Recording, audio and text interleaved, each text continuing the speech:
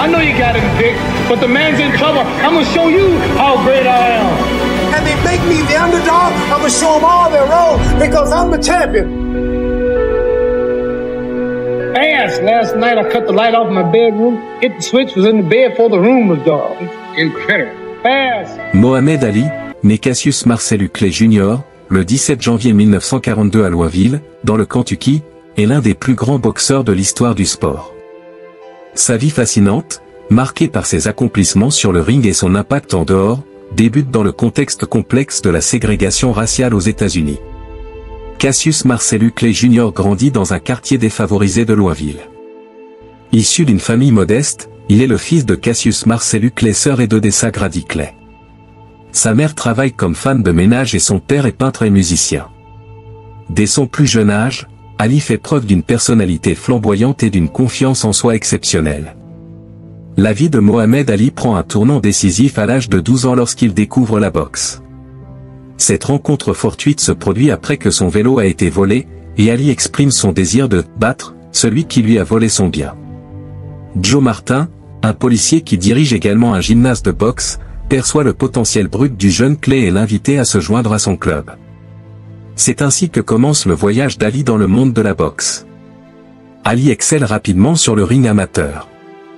En 1959, à l'âge de 17 ans, il remporte la médaille d'or aux Jeux Olympiques de Rome dans la catégorie des poids légers. Cette victoire marque le début de sa renommée, mais la ségrégation raciale persiste. De retour aux États-Unis, Ali découvre que la discrimination raciale persiste malgré ses réalisations. Parallèlement à sa carrière sportive, Ali explore sa spiritualité. En 1964, il annonce sa conversion à l'islam et adopte le nom de Muhammad Ali. Cette décision controversée suscite des réactions contrastées, mais elle renforce sa détermination à être fidèle à lui-même, même au prix de l'opprobre public. Le refus d'Ali de servir dans l'armée américaine pendant la guerre du Vietnam en raison de ses convictions religieuses et morales le conduit à une confrontation avec les autorités. Sa célèbre déclaration « Je n'ai rien contre aucun Viet Cong » reflète son objection de conscience, mais elle lui vaut également d'être privé de son titre mondial et suspendu de la boxe pendant 3 ans. Muhammad Ali met en lumière ses débuts modestes, sa découverte de la boxe, ses premiers succès et les défis auxquels il est confronté en raison de sa conversion à l'islam et de son refus de servir dans l'armée. Après 3 années de suspension et d'incertitude quant à son avenir dans la boxe, Muhammad Ali fait un retour retentissant en 1970. Il reprend son ascension vers le sommet, remportant une série de combats notables contre des adversaires de renom tels que Jerry Carey et Oscar Bonavena. Sa victoire contre Joe Frazier en 1971, dans ce qui serait connu sous le nom de « Fight of the Century », marque son retour triomphant au plus haut niveau. And I'm better now than I was when you saw that 22-year-old undeveloped kid running from Sunday Liston. I'm experienced now, professional. Jaw's been broke, been lost, knocked down a couple times. I'm bad. Been chopping trees. I done something new for this fight. I done wrestled with an alligator. That's right. I have wrestled with an alligator. I done tussled with a whale. I done handcuffed lightning, throw thunder in jail. That's bad. Only last week, I murdered a rock, injured a stone, hospitalized a brick. I'm so mean, I make medicine sick. Bad dude. Bad. Fast. Fast. Fast. Last night, I cut the light off in my bedroom, hit the switch, was in the bed before the room was dark. Incredible. Fast. Incredible. And you, George Foreman, all of you chumps are gonna bow when I whoop him. All of you. I know you got him. I know you got him picked, but the man's in trouble. I'm gonna show you how great. La performance la plus emblématique d'Ali survient en 1974, lorsqu'il affronte George Foreman à Kinshasa, au Zaïre, aujourd'hui République démocratique du Congo, dans le « Rumble in the Jungle ».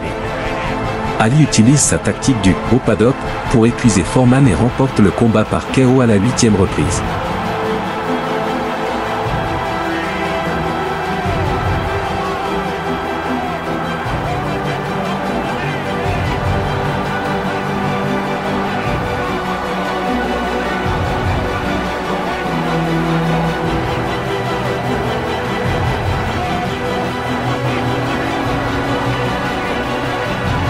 Le continent africain que Mohamed Ali, car on en parle même après 40 ans. Ça reste un merveilleux souvenir. What a great memory. En Afrique, je me battais vraiment. Je voulais à tout prix remporter ce combat. Bien sûr, je ne suis pas sorti victorieux, j'ai perdu mon titre de champion du monde des poids lourds là-bas. Mais durant les années qui ont suivi ce combat, nous sommes devenus plus que des amis. On est comme des frères, des jumeaux. On s'aime l'un et l'autre. On cherchait tous les deux la même chose. Il aime la boxe, j'aime la boxe. Il a de très belles histoires à raconter, tout comme moi. Aujourd'hui, vous ne pouvez pas raconter une histoire sur Mohamed Ali sans mentionner le nom de George Foreman. Est-ce que vous avez déjà entendu parler du rope-a-dope? La dope, c'est moi. Cette victoire remarquable lui redonne le titre des poids lourds et consolide sa place en tant que légende vivante. Le combat légendaire contre Joe Frazier en 1975, surnommé le « Tria in Manila », reste gravé dans les mémoires. Ce duel épique et brutal a poussé les deux hommes à leurs limites physiques et émotionnelles. Ali sort vainqueur après 14 rounds d'une bataille acharnée, mais il reconnaît plus tard que c'était le combat le plus difficile de sa carrière.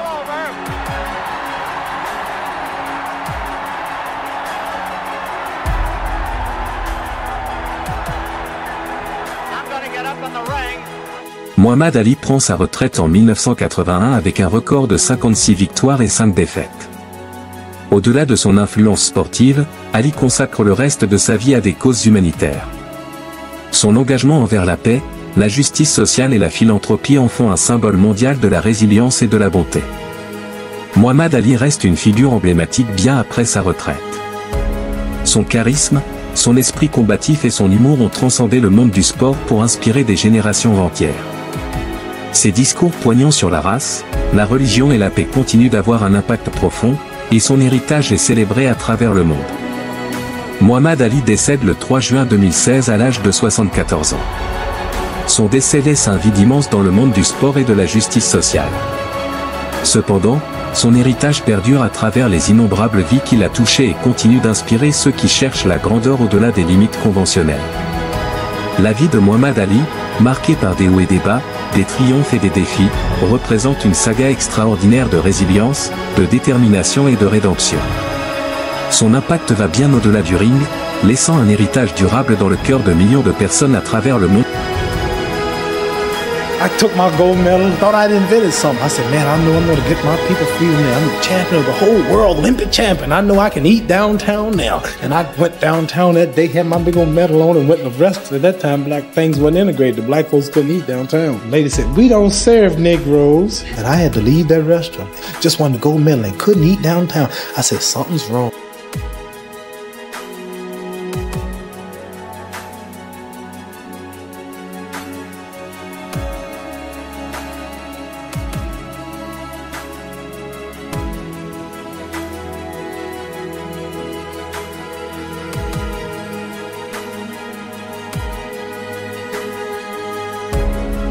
Muhammad Ali était plus qu'un boxeur.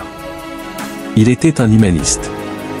Son héritage réside dans sa capacité à transcender les barrières raciales, culturelles et religieuses pour incarner la grandeur de l'humanité.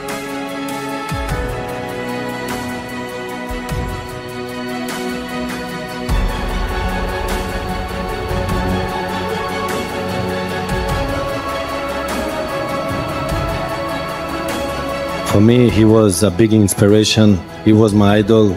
What he did for in the ring, outside ring, nobody will reach halfway of what he did. He put it color not for one country, put it color for the whole world. He is the greatest of all time, and he was the greatest of all time because of what he did outside of the ring. For an athlete like myself today, without Muhammad Ali, I wouldn't be sitting up here talking in front of you guys. What a phenomenon. You had to see him. He moved around the ring. He had style and class. He was tall and good looking. You could do whatever you wanted to do. He was going to be on his feet for the next round. And to be honest with you, he belonged to the arts because he had poetry. He had it all.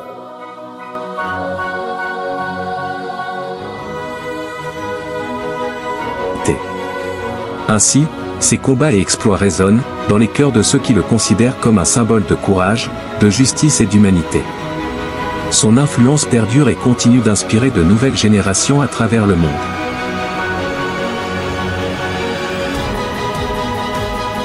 I said, last night I had a dream. When I got to Africa, I had one hell of a rumble. I had to beat Tarzan's behind first for claiming to be the king of the jungle. When George Foreman meets me, he'll pay his debt. I can drown the drink of water and kill a dead tree. Wait till